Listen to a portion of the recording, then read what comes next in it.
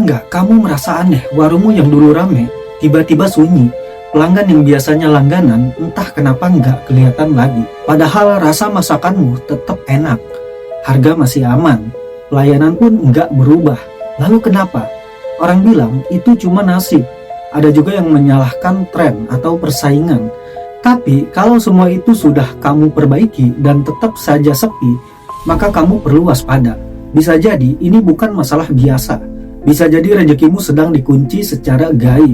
Ada banyak cara orang iri mencoba menjatuhkan, dan salah satu cara yang paling sering dipakai adalah gangguan energi.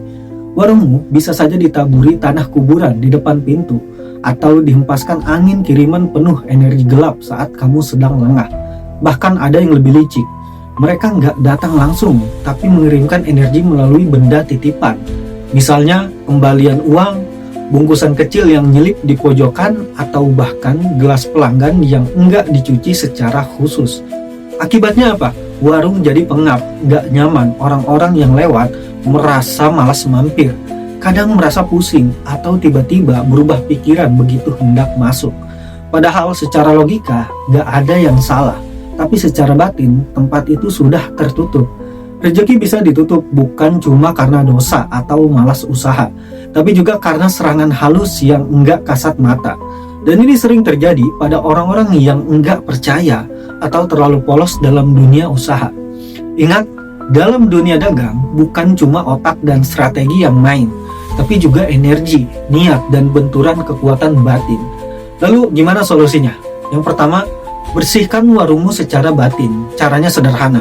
Setiap pagi sebelum buka, taburkan garam bersih di 4 sudut ruangan sambil baca doa mohon perlindungan. Kedua, hindari menerima barang titipan yang enggak jelas tujuannya. Ketiga, tiap malam Jumat bakarlah daun bidara atau menyan putih di pojok ruangan. Itu bukan ritual mistik semata, tapi bentuk pembersihan energi negatif yang bisa menempel. Dan terakhir, coba rasakan energinya. Kalau kamu merinding, merasa ada yang aneh tapi nggak tahu apa, itu tandanya kamu butuh lebih dari sekedar cara biasa. Karena nggak semua energi negatif bisa hilang hanya dengan doa biasa. Kadang kamu perlu bantuan dari yang lebih mengerti tentang dunia yang nggak kasat mata. Kalau rezekimu memang ditutup secara halus, jangan tinggal diam. Karena kamu nggak sendirian dan setiap usaha punya hak untuk kembali ramai, asal tahu cara membukanya.